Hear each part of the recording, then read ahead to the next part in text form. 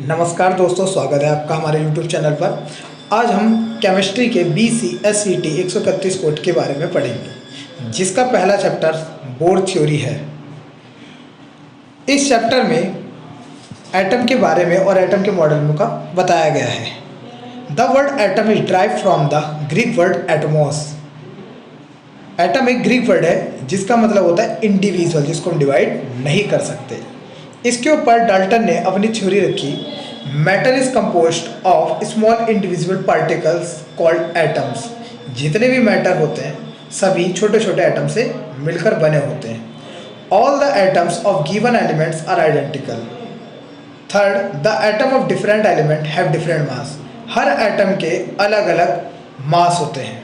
Fourth, atoms are neither created nor be destroyed. ना तो atom को बनाया जा सकता है, ना ही खत्म कर जा सकता है।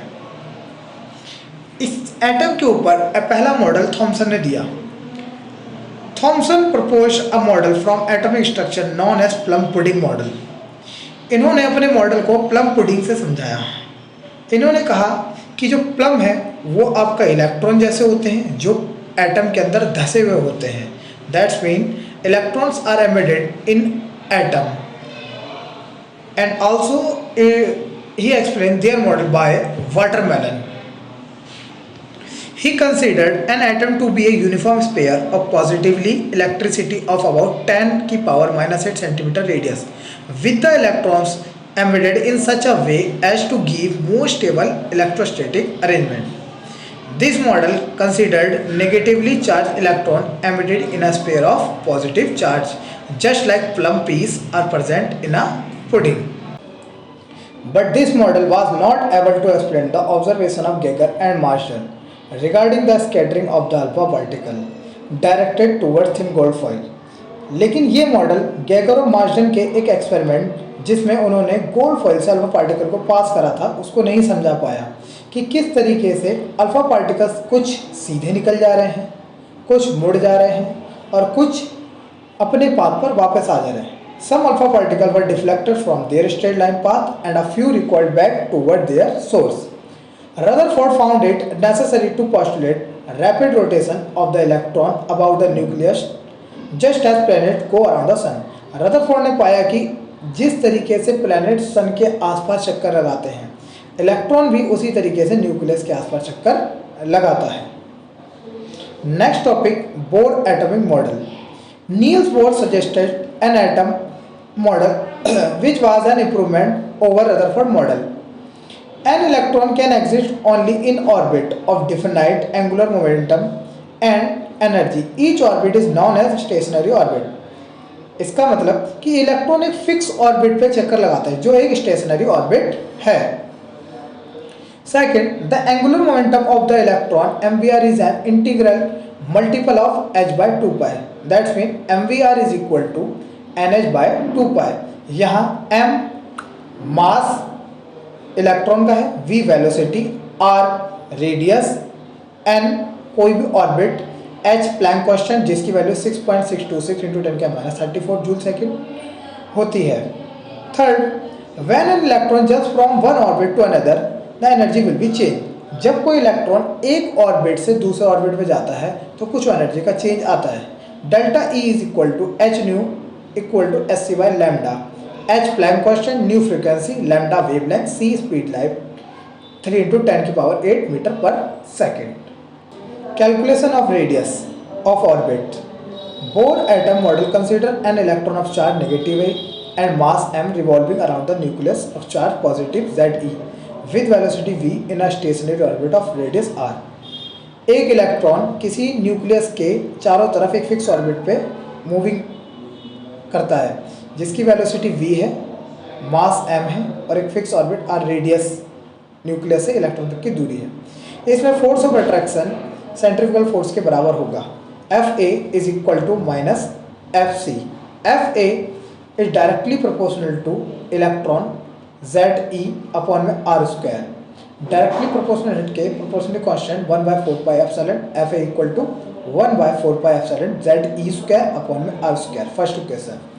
The centrifugal force Fc is equal to mv square upon में r होता है। दोनों इक्वेशन को अगर हम इक्वेट कर दें एम वी स्क्वायर अपॉन में R equal to 1/4 pi Z E square upon में आर स्क्वायर, आर से R cancel, M V square is equal to Z E square upon में 4 pi naught are.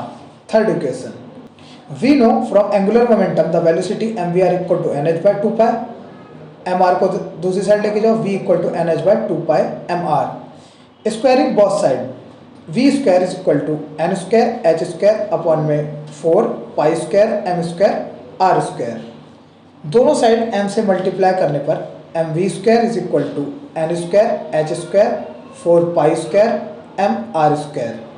Substituting equation third in 4, Z E square upon में 4 pi naught R is equal to N square H square upon में 4 pi square M R square, R से R cancel, 4 pi से 4 pi cancel, R equal to N square epsilon not H square upon में pi M Z ई square. इस equation में सभी value को put करने पर एप्सिलॉन की वैल्यू 8.854 इंटू 10⁻12 कूलम स्क्वायर पर न्यूटन पर metre square, H Planck constant 6.626 into 10⁻34 joule second, pi 3.14, mass of electron 9.1 into 10⁻31 kg, electron 1.6 into 10⁻19 coulomb की वैल्यू पुट करने पर radius of orbit R equal to 52.9 N square picometre होगा। N यहाँ पर number of orbit, T M picometre जिसकी value 10⁻12 metre होगी। Next topic, energy of an electron in N orbit.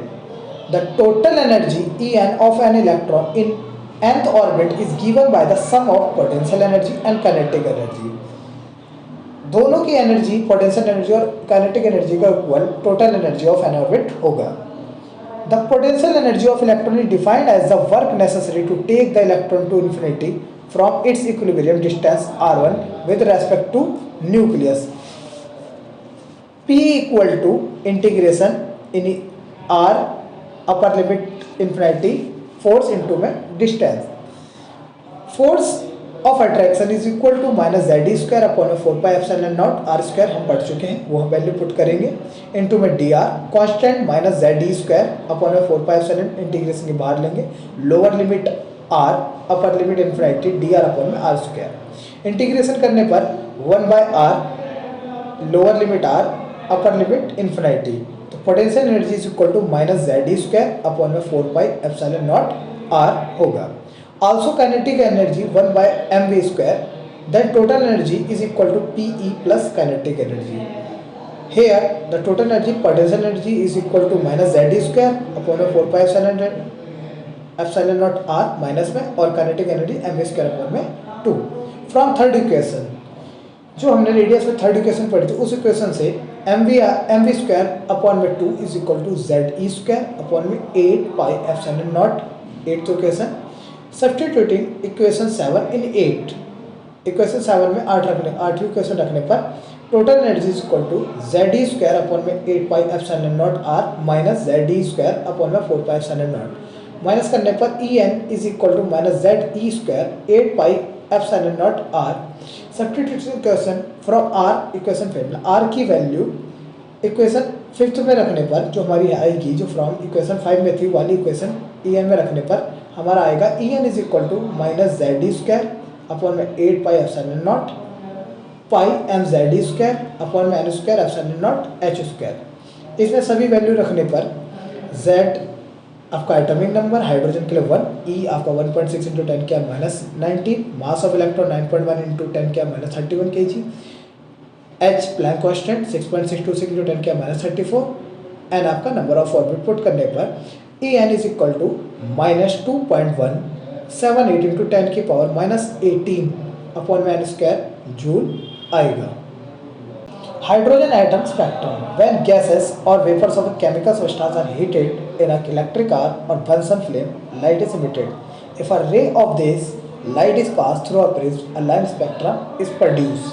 जब किसी केमिकल की गैसेस को अगर इलेक्ट्रिक आर्क में हीट करा जाता है या बंसन फ्लेम में हीट करा जाता है तो लाइट इमिटेड होती है, और इस लाइट को अगर हम प्रिज्म से पास करें तो लाइन स्पेक्ट्रम दिखाई देता है, जिसको Lyman, Balmer, Pascal, Brackett of Pfund ने समझाया था। This spectrum consist of a limited number of colour line each of which correspond to different wavelength. हर लाइन की एक डिफरेंट अलग अलग वेवलेंथ होती है। The line spectrum of each element is unique. An examination of part of the spectrum of hydrogen indicate the presence of their three group of lines. One of them is in the visible region and it was discovered by Balmer in 1885. This series is known as Balmer series. इनमें से एक visible region Balmer ने discovered की थी जिसको Balmer series कहा जाता है।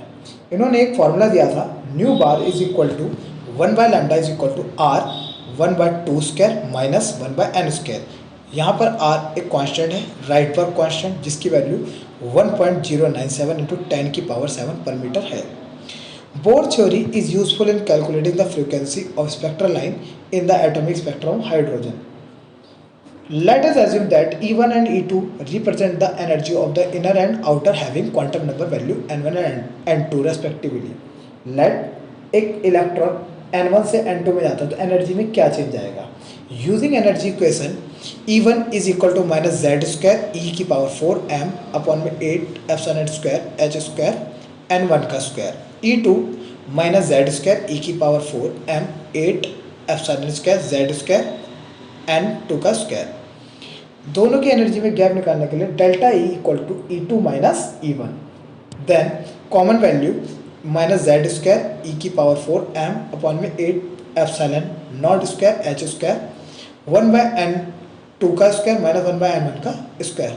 We know that E equal to S c by lambda and 1/λ is equal to wave number, that's mean nu bar. Then nu bar is equal to lambda E upon में s सी। Lambda ई की value रखने पर Z square e की power 4 m upon में 8 epsilon not का square h cube सी। इन सभी की value put करने पर राइट वर्क कांस्टेंट जो आपका होता है वो ही आपका जेड स्क्वायर ई की पावर 4 m अपॉन में 8 epsilon naught square h cube c है, जिसकी वैल्यू 1.097 इंटू 10 की पावर 7 पर मीटर होती है।